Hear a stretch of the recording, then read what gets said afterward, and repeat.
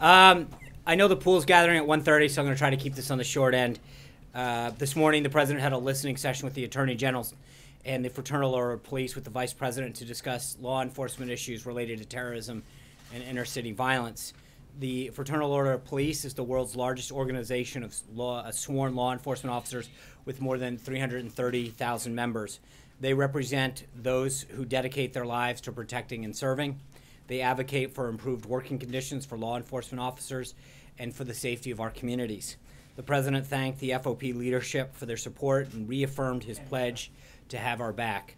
The president also remarked that his highest duty is the security of our people and pointed to several actions that he's already taken to enhance our domestic security, including the creation of a task force on reducing violent crime, an interagency task force to dismantle criminal cartels, and historic action to secure our borders and remove criminals from our country.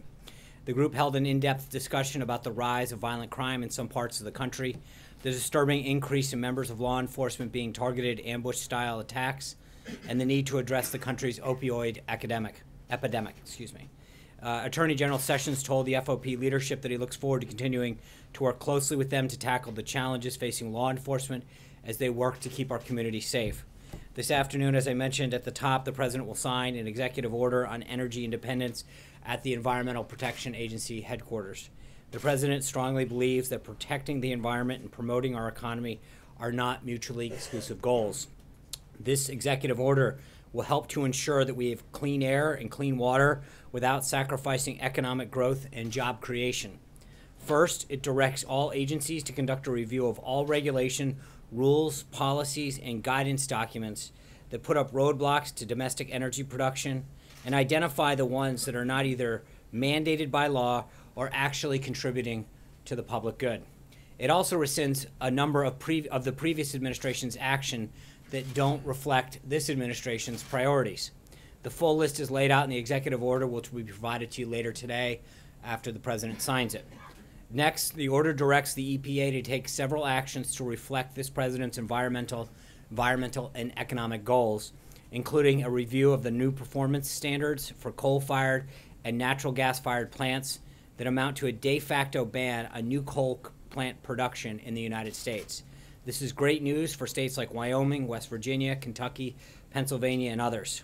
Finally, the order establishes a directive for agencies to use the best available science and economics in their regulatory analysis moving forward. For too long, the federal government has acted like a barrier to energy independence and innovation. By reducing unnecessary regulatory obstacles, we'll free up American energy companies to responsibly use our vast energy resources, protecting the environment while creating well-paying jobs throughout the country.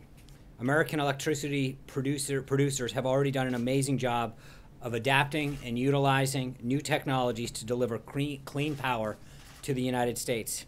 Under President Trump, the federal government is going to acknowledge that progress and adjust its priorities accordingly.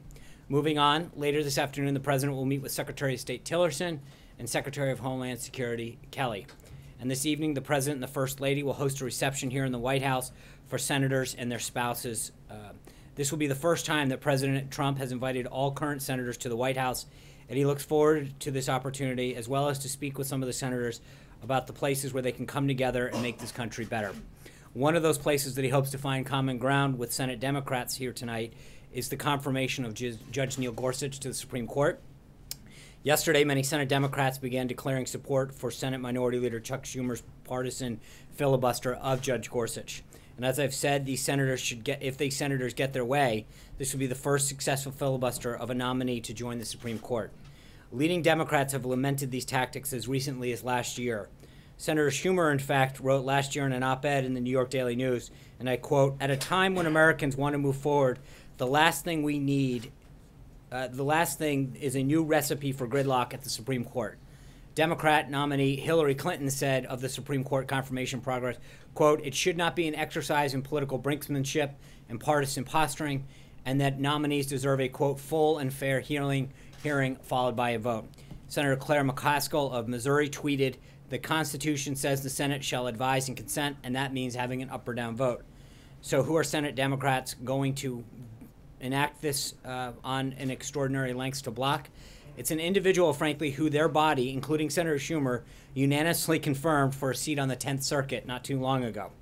This is a judge who received a unanimous, well-qualified rating by the American Bar Association, was a Harvard Law graduate who received the Edward J. Randolph Award for outstanding service at the Department of Justice. So it can't be their qualifications they're taking issue with. Judge Gorsuch isn't frankly a mainstream judge. Here are some figures and stats to point that out. Number one, in 98% of the cases in which he issued the opinion, he received the unanimous support of all of his colleagues. Second, in divided cases over the last 5 years involving both Republican and Democrat appointed judges, Judge Gorsuch sided with the Democrat appointed judge 1 in 3 times.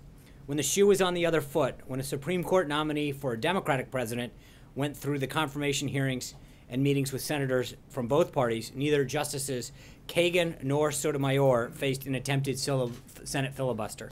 Both received Republican votes in support of their confirmation. In fact, during the Kagan nomination on the Senate floor, when Senator Harry Reid planned to file a cloture motion to bring Kagan to a vote, it was then Senator and now current Attorney General Jeff Sessions who stopped him and said, quote, "I have a high standard before I would attempt to block an up or down vote," and asked Senator Reid to proceed with a vote without the need for overcoming a Republican filibuster. Judge Gorsuch had met with most of the Senate Democratic caucus. He has gone through days of hearings and answered probing questions.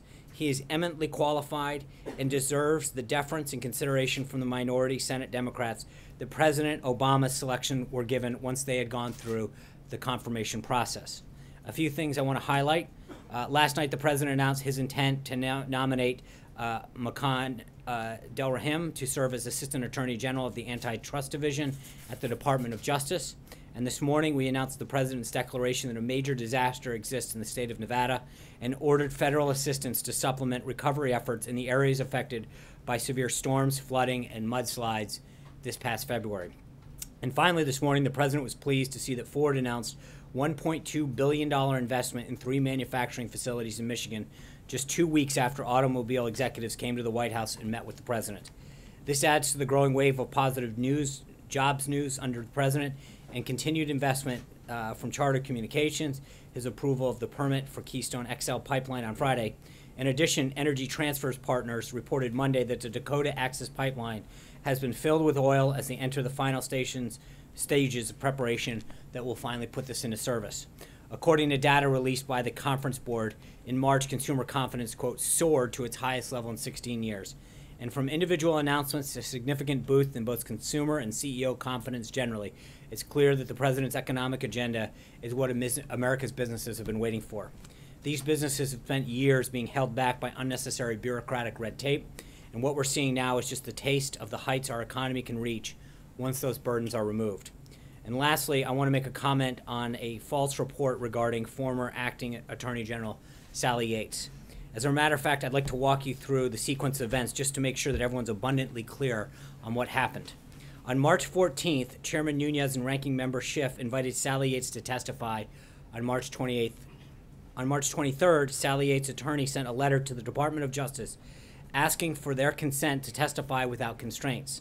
On March 24th, the Department of Justice responded that the president owns those privileges to discuss the communications they were requesting to talk about and referred them to the White House. Also on the 24th, Ms. Yates' attorney sent a letter to the White House counsel requesting that consent, specifically stating that if they did not receive a response by March 27th at 10 a.m., they would, quote, conclude that the White House does not assert executive privilege over these matters. The White House did not respond and took no action that prevented Ms. Yates from testifying. That's the story. That's what the documents show. And with that, I'm glad to take some questions. Of course you can, John Roberts. I'd like to follow on that because there are reports that even though the hearing that was set for the 27th was not scheduled, it was canceled by Devin Nunes to prevent this White House from publicly invoking a claim of executive privilege. Could you speak to that? I hope she testifies. I look forward to it. It was never, let's be honest, the hearing was actually never notified. If they choose to move forward, great. We have no problem with her testifying. Plain and simple. The report in the Washington Post is 100% false. The letters that they frankly publish on their website all back up everything I just read. All of the letters are available on their website. I hate to give them the traffic. But the reality is that they specifically say, if you don't respond, we're going to go ahead. We didn't respond. We encouraged them to go ahead. But to suggest in any way, shape, or form that we stood in the way of that is 100% false. Brian. A couple of things you said earlier, a couple quick follow-ups. You said you want the agencies to use best available science. Does that mean there's going to be no further scientific research? You don't want to fund additional scientific research? And number two, what other issues do you like to see the president reach out to Democrats to tonight? So on the first one, best science is best science, and that's whatever's available is what you said. Right. Well, if it's not available, it's tough to use it. Just as a matter of but is that a practicality. code for not using research? No, it's a code for it's got to be available. That's it, plain and simple. You shouldn't read anything into that, and I think the president will speak more to that at today's signing at 1:30, at 2 o'clock rather. I'm sorry. And as far as Democrats, what do you I think there's a whole host of issues. I talked yesterday about health care. If they want to come together on infrastructure, tax reform, we'd love to have as much support as possible. Amen. Thanks, Sean. A couple questions. One on coal. Your actions today, the White House is saying that they're going to reverse President Obama's so-called war on coal. But a lot of people in the coal industry suggest that jobs are just not going to come back in that industry based on the way the industry has changed, technology and other things. Does this administration have an estimate of how many jobs will be created as a result of the actions it's taken today? I'm not aware of an estimate. I know that the president has already met with some of the coal miners the other day, and Senators Manchin and Capito in particular from West Virginia and others from Kentucky that were here when we did that EO signing a few days ago. I will tell you that from a mining perspective, the miners and the owners are very, very bullish on this. So the people who are actually in the business applaud this effort, believe that it will do a lot to revive the industry. It's obviously a private industry, so I'm not going to get into who does what, but I know that the industry itself said so. Steve, I'm sorry. You just said that the announcement today comes 2 weeks after the automakers met here at the White House.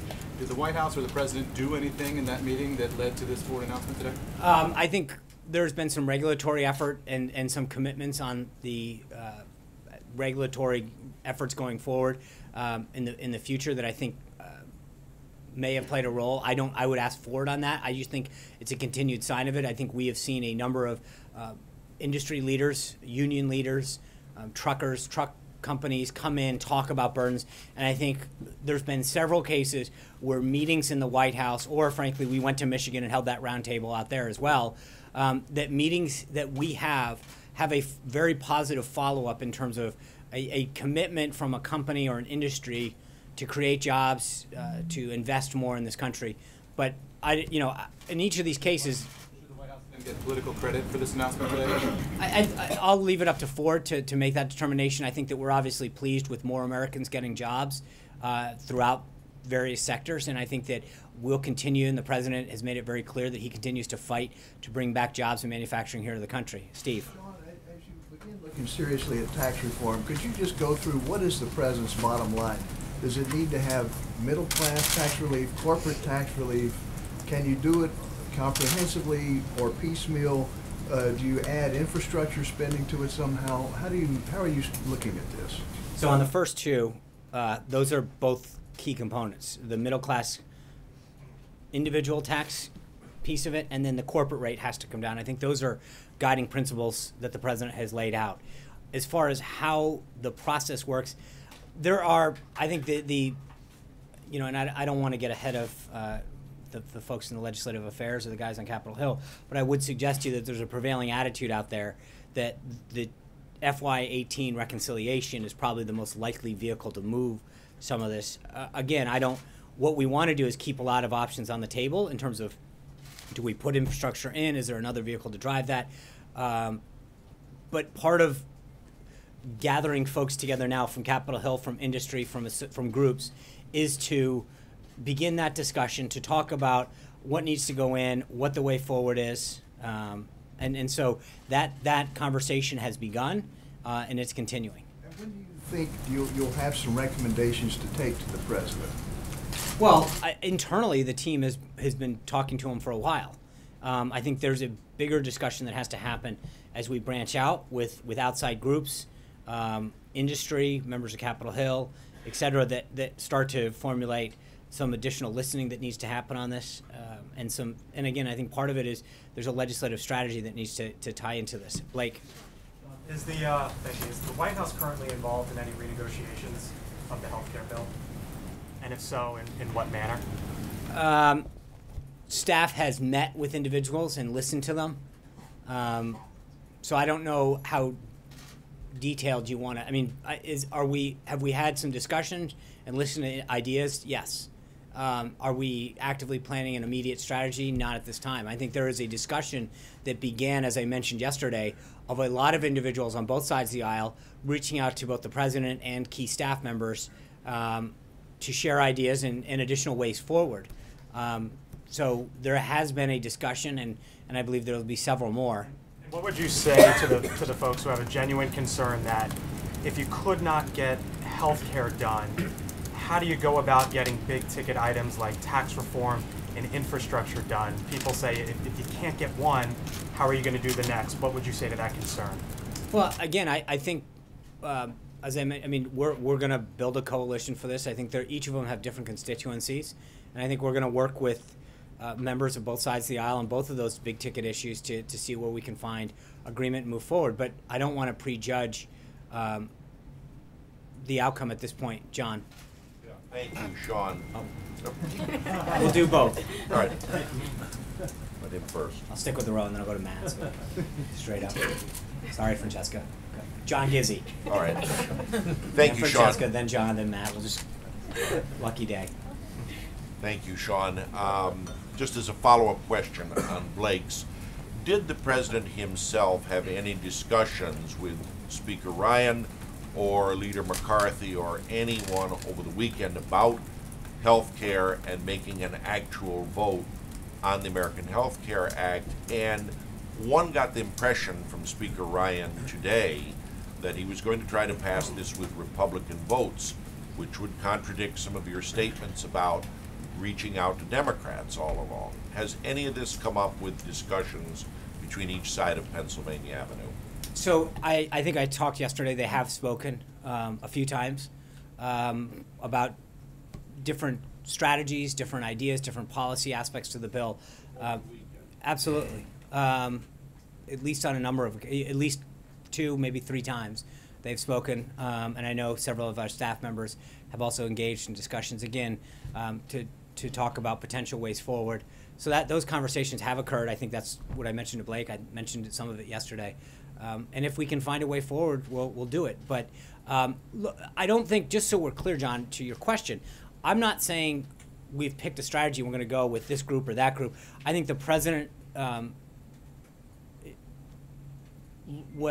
several people reached out and expressed an interest. And the president's view is that he's willing to listen to them and hear what their ideas are. And, you know, I made a comment yesterday that was, that just so we're clear, we have, let's call it, 205, 207, somewhere in there, votes, right? Maybe 210, depending on what it is. The point that I made yesterday is to get to 216, to get to 218, depending on the day of the week, there are certain things that people want that would take what I think the president views as a very good bill that weren't worth doing it because they would make the deal bad. And so the question is, can we add the additional votes in ways that enhance the bill or bring people over that have been previous skeptics? But there's a way in which people are saying, hey, if you bring me on board with these 5 provisions, then I'm on board, in which either A, take people off the bill, or don't make it as strong and make it a bad deal. And I think that's the balancing act that has to happen. One is, can you add additional folks on without pushing additional folks off? And 2 is that in what you have to add to the bill, does it make it stronger or does it not? Because I think there are suggestions by some out there that have said we're willing to come along to the bill, but in doing so, it would make it a bad deal. And that's an important aspect. It's how do you take whatever that number is that we have now and get it up to 216 to pass without losing people and or making it a bad deal. So hold on, And you Glenn, can I've have it already done with Republican votes, not Democrats. however we get there, John. Francesca. Thank you, Sean. Yesterday, you weren't able to tell us very much about Congressman Noon's visit to the White House or to the White House grounds to view classified information last week. A Democrat on the committee today said that the White House would have known that he was here. The same Democrat also said that it looked like a criminal cover-up to him. My question to you is, have you learned any more information since we had this conversation yesterday about how he would have even gotten in and how he would have gotten cleared? And do you think that Congressman Nunes should recuse himself from being in charge of the Russia investigation at this point? Well, number one, on the latter part of that, it's not up to me. He's a member of the House. He's appointed by the Speaker. That is entirely up to the Speaker and the membership of the House of Representatives. We're not going to start commenting on that kind of stuff. I do think that he is running an investigation, which we asked for. And I think the thing that's important to note is there's somewhat of a double standard when it comes to classified information. When leaks are made illegally to the press, and you all report them, the coverage focuses almost entirely on the substance of the allegation and that are part of an illegal leak, not on the illegal nature of the disclosure, the identity of the leaks, or their agenda. But when the information that is occurring now, which is 2 individuals who are properly cleared, or 3, or whoever he met with, I don't know, that they are sharing stuff that is entirely legal with the appropriate clearances, and then there's an obsession on the process. And it's sort of it's a backwards way that when you all report on stuff with sources that are illegally leaking classified information, that's appropriate and fine. No one questions that, the substance of the material. When 2 individuals, or however many, are engaged in this process, have a discussion that is 100% legal and appropriate and cleared, suddenly the obsession becomes about the process and not the substance.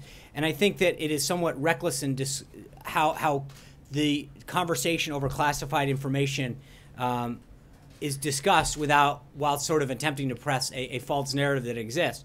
So while it is completely appropriate to share classified information with individuals who are cleared, it is clearly not the case to do that when it is illegally leaked out. And I think that's sort of the irony of how this whole conversation has gone.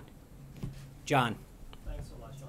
Just following up on your statement in regards to the Washington Post story that you say is false. Did the White House counsel office ever consider invoking privilege as it relates to Sally Yates testifying before this congressional committee? No.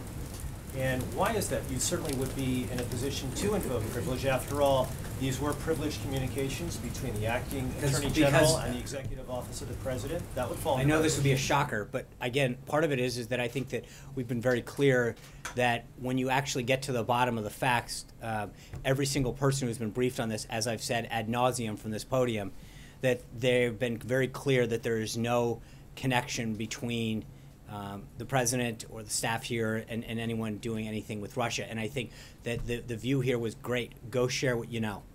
So, no, and that's why the Washington Post should be ashamed of how it handled this story. It was 100% false. The letters that they actually published back up exactly what we're saying.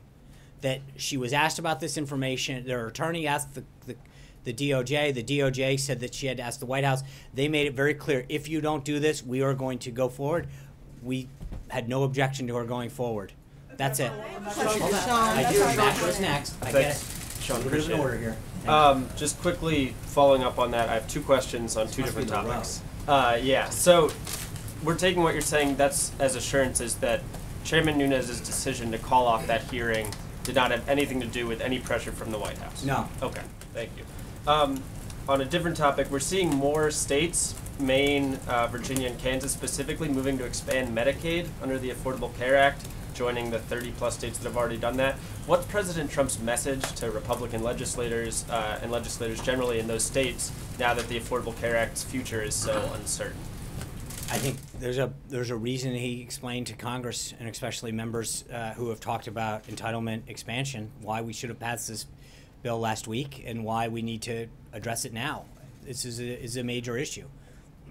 It was one of our talking points, so I hope they listen. So he opposes expansion in these states. I think he understands that the way that it was handled in terms of the able-bodied provision under that right now are leading to an implosion on that piece of the entitlement, and that there was an opportunity to refocus it and to push the money and a lot of the authority back to the states to best determine how to handle issues within their states, both in terms of high-risk pools and individuals that they wanted to cover. So we frankly, the bill made it a much more states' rights program and a much more states' rights decision-making process in terms of how to care for the populations that they had to address.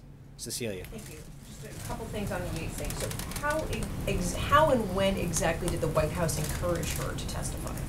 Well, the letter that her attorney sent literally says that if we do not receive a response by March 27th at 10 a.m., I will conclude that the White House does not assert executive privilege over the matters with respect to hearings or otherwise. I don't think you can be any clearer than that. And so you're saying now executive privilege does not... No, I'm not saying anything. I'm literally, that's what she wrote. The action was, if you don't act, then we will assume the following. Great. I don't think that you can read that any other way. It was I'm sure, a very talented, he is a very talented lawyer and wrote it specifically for it. We read it that way and chose to not act because we have no problem with her testifying, plain and simple. So executive privilege is not an issue for Sally Yates, would have not have been an issue for Sally Yates testifying. That's correct. Okay, thank you. And following up, one issue, you want to add? No,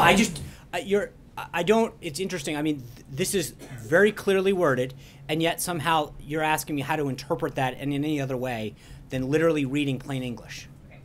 Interpret something else for me. Does the president still believe that climate change is a hoax? I think you'll hear more today about the climate and what he believes. I think he understands.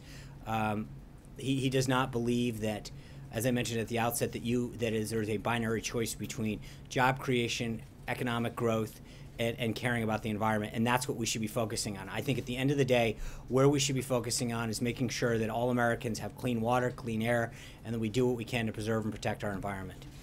Is it April? April, go ahead. All right, thank you. Sean, don't seem so happy.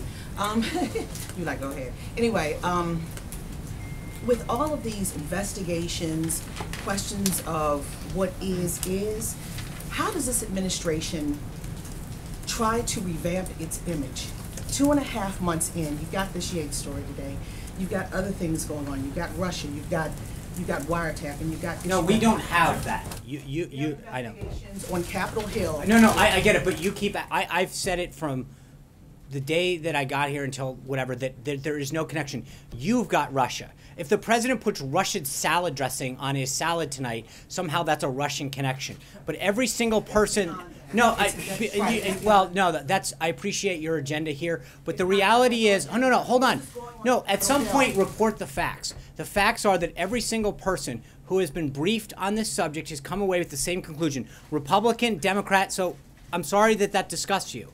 You're shaking your head. I appreciate it, but understand this, that at some point the facts are what they are. And every single person who has been briefed on this situation with respect to the situation with Russia, Republican, Democrat, Obama appointee, career, have all come to the same conclusion. At some point, April, you're going to have to take no for an answer with respect to whether or not there was collusion. How do you change the perception we're going to keep doing everything we're doing to make sure that what the president told the American people he was going to do, to fulfill those pledges and promises that he made, to bring back jobs, to grow the economy, to keep our nation safe.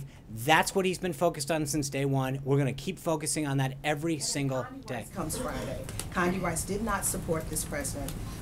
She did not go to the convention. She comes. What is on the agenda, and how is their relationship? Has it healed since 2006 when he used a very negative word to describe? Here's what I'll tell you. It's interesting that you ask those two questions back to back. On the one hand, you're saying, what are we doing to improve our image? And then here he is once again meeting somebody that hasn't been a big supporter of his. Hold on. But April, hold on. It seems like you're hell-bent on trying to make sure that whatever image you want to tell about this White House stays, because at the end of the day, let me answer. Okay, but you know what? You're asking me a question, and I'm going to answer it, which is the president. I'm sorry. Please stop shaking your head again. But at some point, the reality is that this president continues to reach out to individuals who've supported him, who didn't support him, Republicans, Democrats, to try to bring the country together and move forward on an agenda that's going to help every American. That's it, plain and simple. So if you're asking what we're doing, I think we continue to do it, which is to bring groups together that have been supportive of him, that haven't been supportive of him, but to share a goal which is finding common ground on areas of national security, of personal security, of economic security, of job creation, of safer communities, of education, of healthcare that can unite us as a country and make the country stronger. Was it about Russia and Tillerson Friday? I think they're. I'm not ready to. When we're done with that, we'll see if we can have a readout. Tillerson, do you Hold on, believe? I understand that. We're not at Friday yet. I will have a readout when that's done. I know the pool needs to get to the Vance for the signing. Thank you. I'll be back tomorrow. We're going to do 5 days in a row this week, ladies and gentlemen. Thank you. Thank you, guys.